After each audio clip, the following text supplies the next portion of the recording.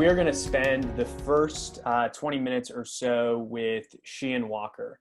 Sheehan is a graduate of our VCU chapter, Virginia Beta, and then went on to work for SigEp headquarters staff as a regional director. He started some of the chapters across the country and then worked on our programs and events staff before moving into human resources and working specifically on maximizing talent in people.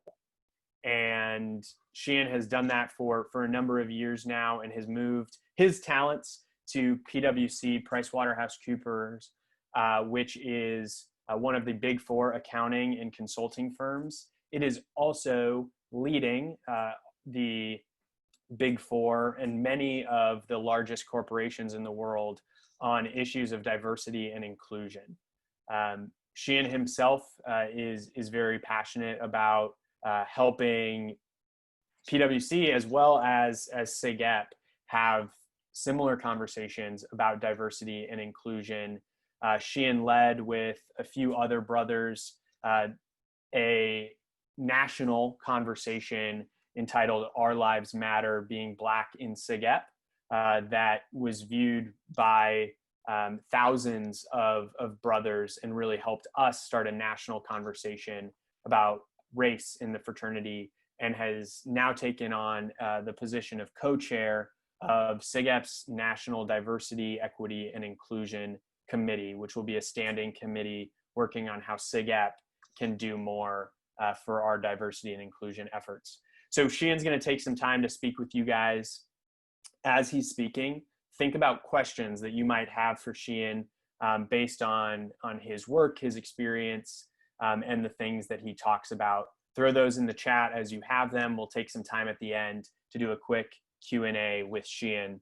But without further ado, I'll throw it over to Sheehan. When he wraps up, we will move into our small groups, and your facilitators will be expecting you. So Sheehan, the floor is yours. Awesome. Thank you, Ben. Really appreciate it. Thank you to everyone that took the time to join. I think this is incredible that the fraternity is putting on these virtual series in light of everything that's happening around the world with COVID-19. So really thrilled to be a part of this. I was chuckling when I saw the picture because I can't remember the last time that I had to get dressed up for work or really anything. So that was a nice reminder that I still own some nice clothes. But anyway, again, thank you guys for being here. I appreciate you giving me a platform to speak. So when Ben asked me to talk about this topic of talking it out, right? How to have difficult conversations.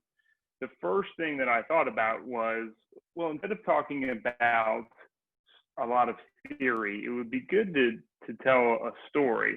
And I should probably start with the most important story, I think, for this particular group, and that is an example of how I was a part of a failed tough conversation.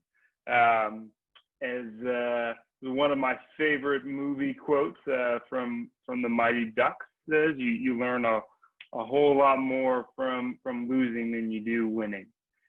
So I think it would be great to start there. But before I tell you about why the conversation failed or even what it was about, I think it's important to tell you a couple of things about me. So as Ben mentioned, I led the session, or was a part of the session around being Black in SigEp and talking about my experience. So my father is Black, my mother is a Jewish woman, I'm a biracial man, and I'm a Black man. And something that I learned a few months ago, I would say over the summer in June, that I had not heard before, was that my father, when we lived in Michigan, was detained by the police when he was walking down the street to go get my brother for dinner. My brother was outside playing, and he was walking down the street, had a blue coat on, and he had a very thick beard, something that I have not inherited from him. And the police stopped him and they questioned him, detained him because they suspected him for armed robbery. And afterwards, my dad thought that he had an alibi, he cleared his name, and then later he found out through a friend that the police were planning to arrest him because he had on the same clothes as the individual that committed the crime, and he was black. Luckily, the friend who was witness to the crime said, "No, I know that guy that you're talking about. You have the wrong person." Okay, so just wanted to put that nugget out there for you. The second thing I'll tell you is, on this same family call where I learned the information about my father, I learned something about my brother as well.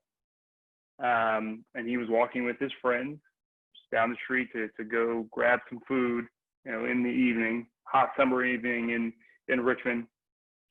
And he was arrested by the police right outside of his work. He worked at a high school job working at KFC. And the reason he was arrested was because someone said that he and his friends were looking in the window of their house, right? Which obviously wasn't true. My brother was arrested in front of his work, lost his job, and had to go through a series of conversations, and very tough conversations with various people, the employer, the police. Eventually, his name was cleared along with his friend. I'll add that Ben mentioned that I'm now with PwC. I'll add that I am under 1 year in a new job in a very tough environment in extremely difficult circumstances with COVID-19. So now let's get to the actual failed conversation. So late August, this was 2 days after Jacob Blake, the Jacob Blake incident with the police officers in Wisconsin. For those that are not familiar, Jacob Blake was shot multiple times by police officers. He was unarmed, shot in the back. He survived, but pretty traumatic. The NBA decided to protest. So this was the height of those scenarios. We were at a friend's birthday gathering outdoors, and I had a conversation with a good friend's boyfriend. And that individual, we got into a disagreement. It was race related. He quoted facts about the Civil War and a few other things that I found to be tone deaf and insensitive.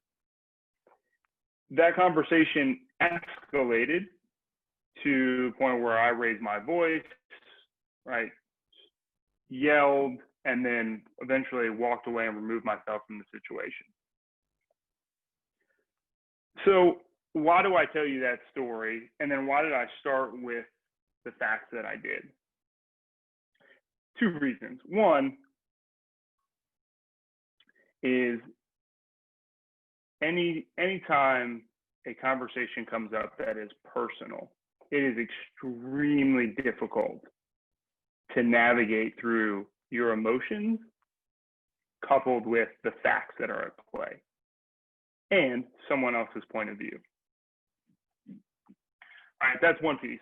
The other piece of it is, and probably the most important piece, is there are lots of facts that are not necessarily at the forefront of the conversation or that are disclosed. So what this individual didn't have, and the same thing on my end, what we didn't have were all of those things that I laid out at the very beginning of this conversation. So all of the stress, the history, with my family that I've recently learned about, being in a new job,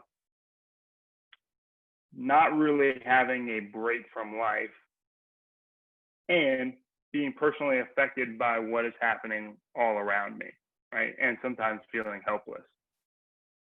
And mind you, as Ben mentioned, this is stuff that I do on a day-to-day basis, right? I talk about difficult conversations. I coach senior leaders and partners on how to provide feedback, how to navigate those sometimes muddy waters. But yet, when it comes to people that you have a relationship with and when it comes to personal topics, it becomes increasingly harder to navigate, even for someone that does it on a day-to-day basis.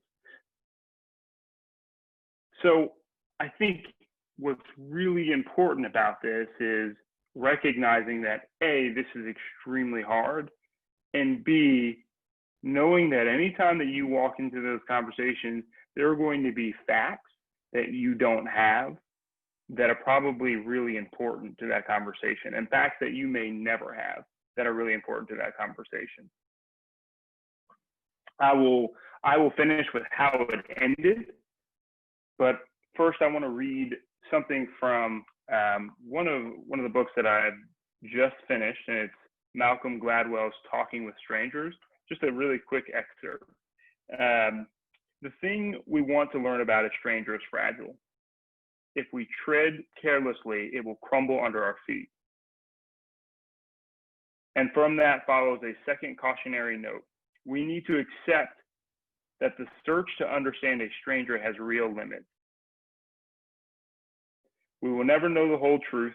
We have to be satisfied with something short of that. The right way to talk to strangers is with caution and humility. I bring that up in relation to the story I told because I think that last piece is really important. But there are really two pieces in there, that we need to accept that the search to understand a stranger has real limits. So if we go into a conversation thinking that we are going to convince someone of something, we're already started off on the wrong foot. And then the other piece to that is the right way to talk to strangers is with caution and humility. And I think you take strangers out of that and you insert the right way to talk to mom, the right way to talk to dad, the right way to talk to my brother, right? The right way to talk to my partner. It's all, regardless of who the individual is, the right way to approach someone is with caution and humility, especially when you know we're talking about difficult conversation. So what do? What's the advice? I think the first step, when you know that you need to have a difficult conversation, or when you sense that a difficult conversation is arising, the first step is to be prepared. If you have time ahead of that conversation, or if you know that your chapter is planning something around some hot topic, race, politics, religion, etc., be prepared. If you need to have a conversation with someone around feedback, and what I mean when I say be prepared is script out what you're going to say. Develop an outline of the things that you want to address, even potential roadblocks that you may run into, obstacles that you may face with the individual, knowing their behavioral preferences and their personality, and think through what is the objective of this conversation. If you find yourself in a scenario where you don't have time to prepare, the first thing to remember is act with empathy, right? That's a really hot topic right now of everyone. That's a buzzword, right? Empathy, empathy, empathy. But what does that mean? I think if you think about my example and what I shared with you at the beginning and what I mentioned from the Gladwell book is, it's hard to know what those missing facts are, but understanding that someone is coming to a point with some validity, right? Or that there is validity in their stance. You don't have to agree with it, but you could acknowledge that it exists. And that's what real empathy is, right? It's understanding where someone else's point of view without truly comprehending. No one's asking you to comprehend or agree. We're saying recognize. And once you recognize, then you can continue in that conversation. And then there are really two important roles that you need to model in those conversations. One is the role of being the receiver, right? This idea of being receptive to feedback. So if you're going to have a conversation with someone and you are the one delivering the feedback, you need to be very quick to ask questions in a way that opens you up to receive feedback as well, right? Or if someone has a response, instead of waiting for them to finish and then jump into your next point, actually take a moment to take that in and listen to what they're saying. And then as a provider, right, again, it's recognizing who you're speaking with, trying to understand where they may be coming from, what are those missing facts that you don't have, and meeting them where they are. Saying less you statements and really talking more about what you recognize or how you feel, right? Really addressing the problem at hand and not actually attacking the person. Those are huge when it comes to being successful and navigating difficult conversations. And then a couple other things to keep in mind. Ask questions. The more questions that you can ask to seek clarity, the better off you're going to be. Before you can develop a solution, you have to seek clarity first. And then you can move into getting to a solution, right? Or coming to an understanding with that individual or individuals. And then the final thing, and this will bring me back to what happened at the end of this conversation, the final thing is to breathe. There are going to be times when you're in a difficult conversation and you're going to be extremely frustrated. And it's really easy to lose your cool or lose yourself because you vehemently disagree, right? Or you want to make a point. But at the end of the day, remember what your outcomes are and take a second to breathe and remind yourself why you're in that conversation and what you're trying to accomplish.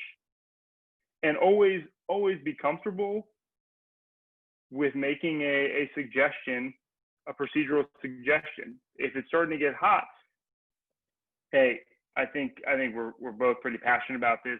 Maybe we take a beat and we find an opportunity to talk about this again, or maybe we take a step back and, you know, we know that we don't agree now, but I think it's important to continue this conversation at another point. It's okay to stop there to salvage that relationship. There's no perfect way. There's not a formula. There's not one formula for success. But what I would say is, in those difficult moments, remember to breathe and understand and recall what those objectives or outcomes were at the start of that conversation. Understand that you need to be both receptive to feedback as well as be thoughtful and gentle when delivering it, and intentional. And when I say gentle, that doesn't mean like tipping, you know, being on your tippy toes or moving around it, but just being considerate of where that other person is and what facts you may be missing. So how did the conversation end? Well, we took some time, gave it about a week. There were some text messages exchanged, then we got on a phone call, and I had to remind myself to breathe, to understand that the way that I reacted probably wasn't helpful when it came to actually understanding his point of view, but getting to a solution. And it was a difficult conversation, but what ended up happening was we both came to an understanding of where the other person was coming from, and we're able to resolve it and move forward. It's never going to be as pretty or as clean as you want it to be. It is an extremely sticky topic. Any of these topics that were mentioned at the beginning, especially the one that I'm referring to with race, but remembering empathy, patience, breathe, and understand you don't have all the facts, but remember what those outcomes are at the beginning of the conversation and try to drive those home. All right. So that's, in summation, that's what I have for how to navigate these conversations. Happy to field any questions you guys may have. Awesome. We have some questions coming in.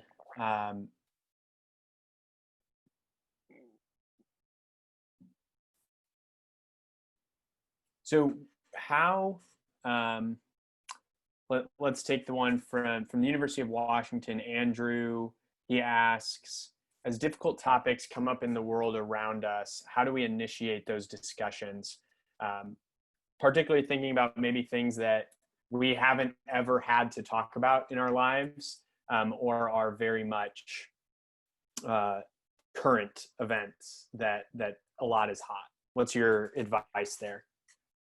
Yeah, Ben, can I engage with Andrew? Can Andrew come off mute? Andrew should be able to unmute. Yep. Yeah, absolutely. Cool.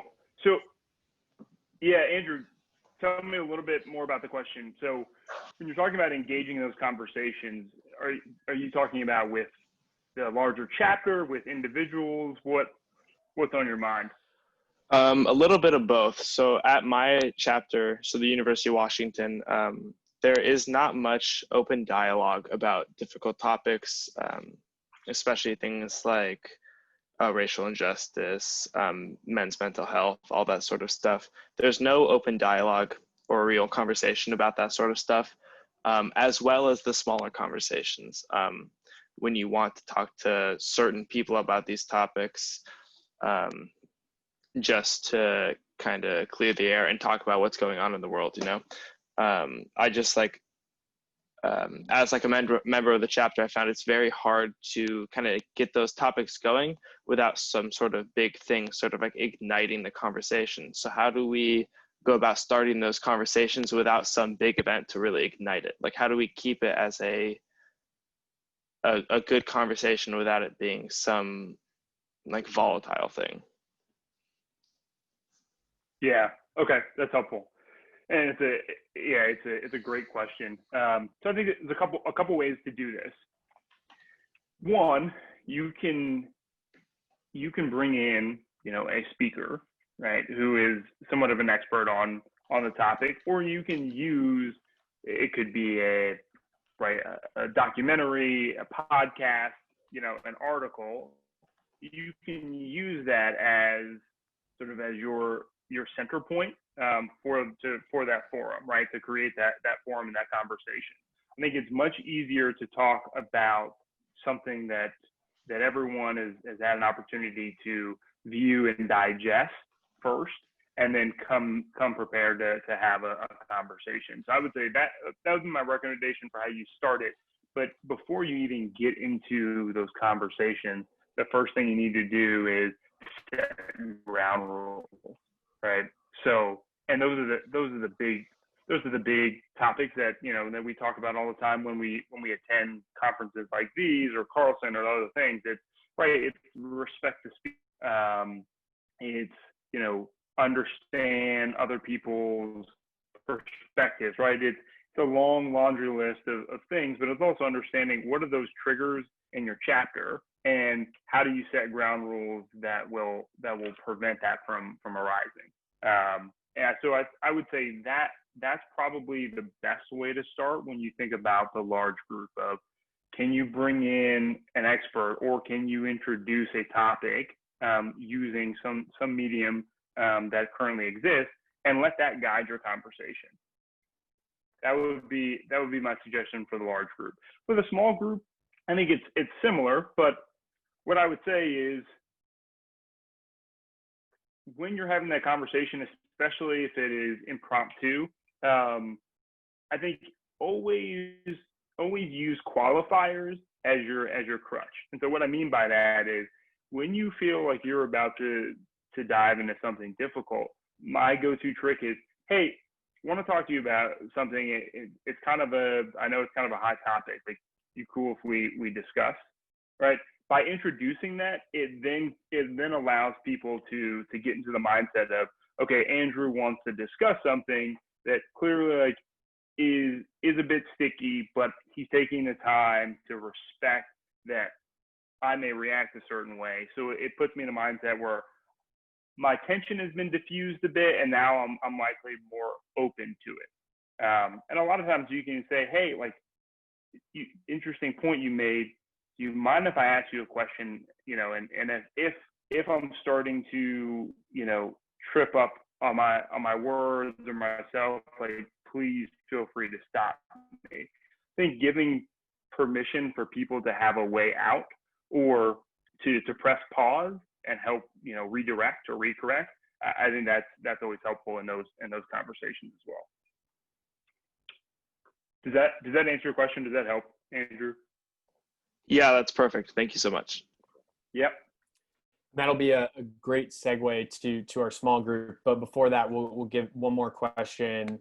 On the other coast, the University of Maine, Maxwell asks, what's the best way to hold your brothers accountable when they slip?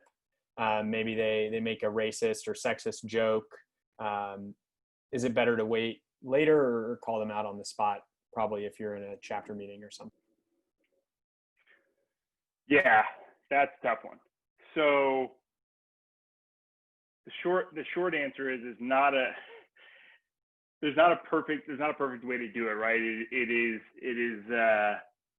circumstantial for sure. But what I would say is, like, if you're in a chapter meeting and you hear something, and it goes back to my point about ground rules with Andrew. I think the next chapter meeting you guys have, set ground rules to say, hey, remember, here are the ground rules for every chapter, or at least have it all on the slide. Have something to go back to. If you don't have those ground rules, what I would say is, if you feel that it is important to call someone out publicly for that comment, then tread very carefully and lightly. But there is a reason where the adage exists of, you know, praise in public, criticize in private. So if you do that, what I would say is probably don't call out the person, but maybe make the comment of, hey guys, just as a reminder, can we make sure that the comments that we're using, right, are inclusive of different backgrounds, you know, throughout the chapter and also on our campus, and then pull that person aside after the fact and have that conversation. And I would say, if you don't call that person out in public, then what I would try to get to is having them address the chapter or apologize to someone that they may have offended during that meeting. Is how I would address it. If it continues to be a pattern, say also have a conversation with your standards board as well, right? That's the role that they play, and engage in a dialogue, because then that also creates another dialogue within the chapter about those difficult conversations. Yeah, thanks, Sheehan. I'll just throw an anecdote from my experience. I remember when one of my first chapter meetings as a new member, people stood up during the end of our meeting where all the members could share, and they said, here are words that we don't say as brothers in SigEp. And that was just good grounding, that if that happened, we knew what the expectation was. So good on the ground rules. Sheehan, thanks so much for your time. We had some other great questions to come in, but we definitely want to get the guys into their small groups to be able to interact with one another, hear what other VPMDs are doing across the country, and have even better takeaways, clearer takeaways for them on how to do things. Any final words from you, Sheehan? Yeah, remember to vote, guys. Vote. That's all I have to say. Thanks for the time. Take care. Awesome. Got to be a SigEp. Thanks, Sheehan.